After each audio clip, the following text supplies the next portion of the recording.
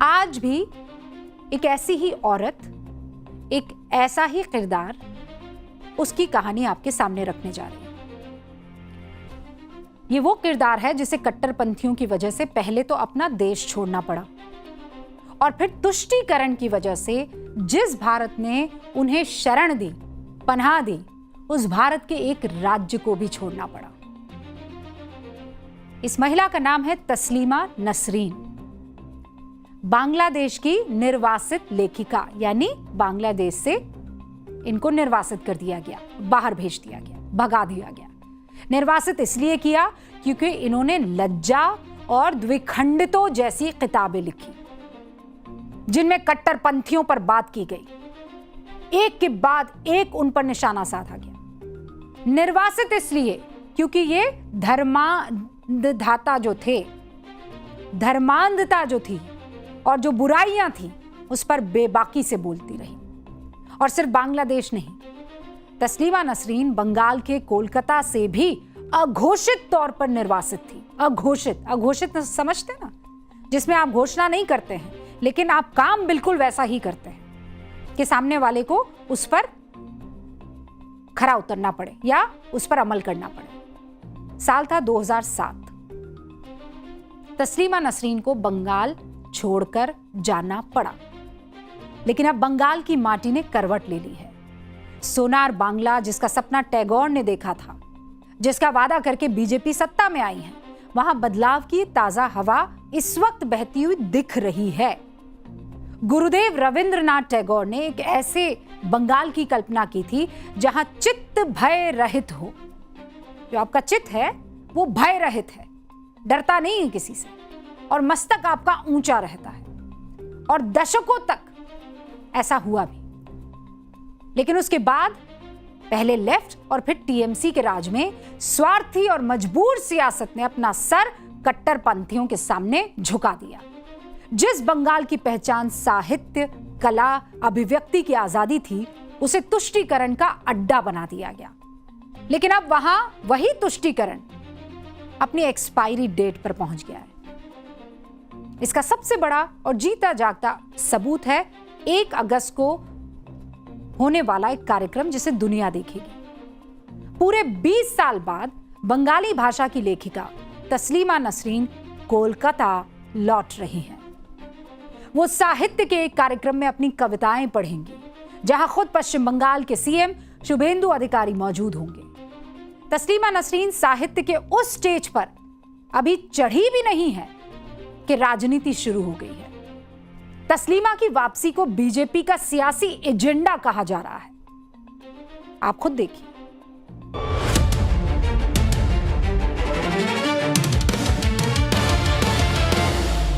तस्लीमा नसरीन जो आएगा क्या बोलेगा? मुसलमान के खिलाफ 2-4 अनब शनब बात बोल के चला जाएगा।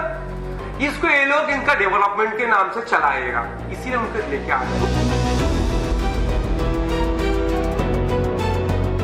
সুতরাং তিনি আসবেন মনে করলে সরকার যদি তাকে প্রোটেকশন দেয় আসবেন।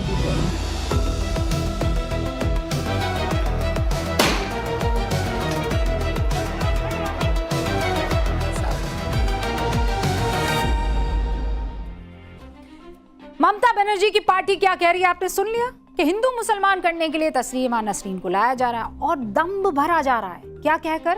अगर सरकार उन्हें प्रोटेक्शन दे सकती है तो बुला ले। अरे आप तो वही पार्टी है ना जो अभी कुछ दिन पहले तक महिलाओं के अधिकारों का सबसे ज्यादा बखान कर रही थी, लड़ रही थी, सबसे बड़ी पैरोकार बता रही थी अपने आप को। ये पार्टी जो बंगाली अस्मिता और बांग्ला मानुष की बात कर रही थी, और आज जब उसी बांग्ला भाषा की लेखिका वापस बंगाल आ रही है तो ये सियासी एजेंडा दिखाई दे रहा है इनको। मतलब घुसपैठियों को रेड कार्पेट वेलकम वाली मानसिकता सियासी एजेंडा नहीं है, लेकिन तस्लीमा नसरीन का बंगाल की धरती पर कदम रखना सियासी एजेंडा है। वोट बैंक की खातिर सीमा पार से आने वाले अवैध नागरिक को गले लगाना सियासी एजेंडा नहीं है, लेकिन तस्लीमा नसरीन का बंगाल की धरती पर कदम रखना सियासी एजेंडा है। आरजी कर से लेकर कामदुनी और फिर संदेश खाली की पीड़ित महिलाओं की चीखों पर सियासत का वो पर्दा डाल देना एजेंडा नहीं है, लेकिन तस्लीमा नसरीन का बंगाल की धरती पर कदम रखना सियासी एजेंडा है। वो दुर्गा पूजा विसर्जन पर रोक लगाने की कोशिश सियासी एजेंडा नहीं है, लेकिन तस्लीमा नसरीन का बंगाल की धरती पर कदम रखना सियासी एजेंडा है। वाह दीदी वाह। दिक्कत किसी लेखिका के आने पर नहीं लग रही है, कष्ट इस बात का हो रहा है कि बंगाली अस्मिता का जो झूठा ढोंग ये सालों से रच रहे थे, तस्लीमा नसरीन की एक झलक ने उस ढोंग के चिथड़े चिथड़े कर दिए हैं। आज बंगाल की ओर इस देश की नई पीढ़ी को यह जानना जरूरी है कि कैसे वोट बैंक के ठेकेदारों ने एक महिला लेखिका को उसकी पसंदीदा जमीन से खदेड़ दिया था। तस्लीमा नसरीन बांग्लादेश की लेखिका, ये जान गया। साल 1993 में उन्होंने एक किताब लिखी। किताब का नाम था लज्जा, जो 1992 के विवादित ढांचा गिरने के बैकड्रॉप पर लिखी गई थी। और किताब में हिंदुओं के खिलाफ बांग्लादेश में हुई कम्युनल हिंसा के बारे में लिखा गया था। 1994 में बांग्लादेश में तस्लीमा के खिलाफ फतवा जारी कर दिया गया और उन्हें जान से मारने की धमकी मिलने लगी। बांग्लादेश छोड़ने के बाद तस्लीमा ने यूरोप और उत्तरी अमेरिका के कई देशों में समय बिताया। उन्हें स्वीडन की नागरिकता भी मिली और करीब 10 साल विदेश में रहने के बाद 2004 में वो भारत लौट आई और कोलकाता में बस गई। 2007 तक वो भारत में रही, लेकिन 2007 के बाद से अब तक 2 दशक बीत गए। बंगाल में पहले लेफ्ट की सरकार और 15 साल ममता बनर्जी की सरकार। कैसे ये दोनों सरकारें कट्टरपंथियों के सामने सिर झुकाकर खड़ी रही। बस सुनते जाइए, सबके चेहरों पर लगे मुखौटे जो है वो उतरते चले जाएंगे। 2003 में तस्लीमा की किताब द्विखंडितो पब्लिश हुई। क्या नाम था? द्विखंडितो। वो पब्लिश हुई, लेकिन अभिव्यक्ति की आजादी का ढोल पीटने वाली ये कम्युनिस्ट सरकार कट्टरता के सामने घुटने टेक देती है। नवंबर 2003 में बुद्धदेव भट्टाचार्य की लेफ्ट सरकार सांप्रदायिक तनाव का हवाला देकर किताब पर पूरी तरह से प्रतिबंध लगा देती है, जिसे 2005 में हाईकोर्ट ने हटाया। साल 2004 में केंद्र सरकार से नॉन परमानेंट रेजिडेंस परमिट मिलने के बाद तस्लीमा नसरीन कोलकाता आ जाती है।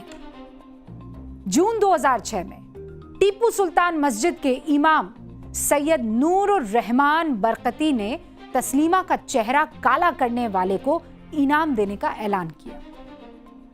कई संगठनों ने उन्हें भारत से निकालने की मांग उसके बाद शुरू कर दी।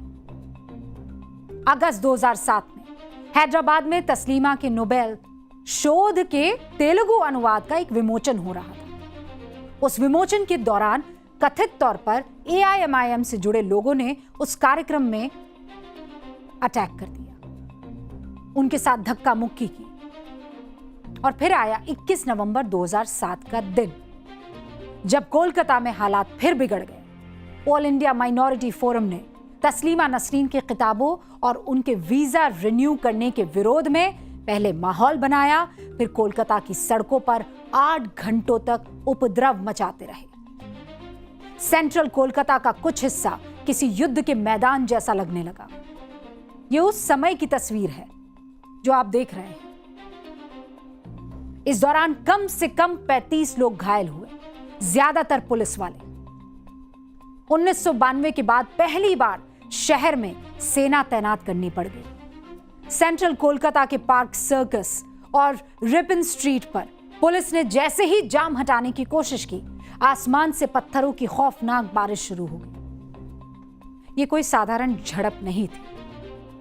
उपद्रवियों ने बाकायदा गुरिल्ला वॉरफेयर का तरीका अपनाया। घरों की छतों को बंकर बना दिया। नीचे खड़े लोगों और सुरक्षा बलों पर भारी चीजें और ईंटें फेंकी जा रही थी। रिपोर्ट्स में सामने आया कि इस हिंसा के लिए जमीयत उलेमा हिंद के कुछ लोग भी जिम्मेदार थे।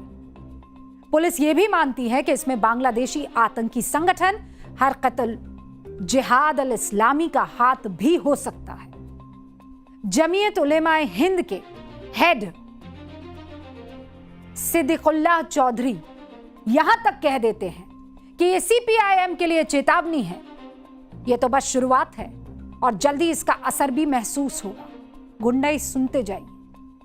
इसके बाद बंगाल की सरकार तस्लीमा से कहती है कि वो कोलकाता छोड़कर चली जाए, यानी दंगाइयों पर कार्रवाई करने के बजाय तस्लीमा नसरीन को चुपचाप बंगाल से बाहर का रास्ता दिखा दिया गया। साल 2011 में जब सत्ता बदली तो मां माटी मानुष का नारा आया। ममता बनर्जी मुख्यमंत्री बनी, लेकिन तुष्टीकरण की राजनीति अब और गहरी हो गई। ममता सरकार के दौरान तस्लीमा को कोलकाता में घुसने की इजाजत नहीं मिली। एक बंगाली लेखिका जो बंगाली में लिखती है, सोचती है, बंगाली अस्मिता उसे आगे रखती है, उसे उसकी पसंदीदा जमीन से महरूम रखा जाता है, सिर्फ और सिर्फ वोट बैंक के खातिर। 2012 में कोलकाता इंटरनेशनल बुक फेयर उनकी किताब एग्जाइल का बुक लॉन्च रद्द कर देता है। 2013 में ममता सरकार तस्लीमा की लिखी टीवी सीरीज के टेलीकास्ट पर रोक लगा देती है। 2024 में तस्लीमा यह आरोप लगाती है कि बंगाल में आयोजकों पर उनके नाटक लज्जा को हटाने का प्रेशर बनाया गया। और सोचिए, ये सब कुछ छुपकर नहीं, खुलेआम हो रहा था। इस पूरे तमाशे के दौरान पूरा सफेद पोश गैंग धृतराष्ट्र बना बैठा था। ये जो सेक्युलरिज्म की दुहाई देते हैं, फ्रीडम ऑफ स्पीच के गाने गाते हैं, बोल के लब आजाद है, कहते नहीं थकते हैं, ये सब के सब चुप हो गए। जो आज बंगाल में बीजेपी के आ जाने के बाद लोकतंत्र की दुहाई दे रहे हैं, उनकी रीढ़ की हड्डी उस वक्त इतनी लचीली थी कि दंगाइयों के आगे नागिन की तरह बल खा रही थी। बंगाल से जो बदलाव की तस्वीर सामने आ रही है, उससे सो कॉल्ड सिंडिकेट छटपटा रहा है। उसे समझ नहीं आ रहा है कि राष्ट्रवाद ने उस तुष्टीकरण की जड़ों पर मट्टा डाल दिया है। वो काम और वो सोच जिसे ये दशकों तक सींच रहे थे, कट्टरता को जड़ से खत्म करने का काम सिर्फ बंगाल में नहीं हो रहा है साहब, पीओजेके से भी यही आवाज आ रही है।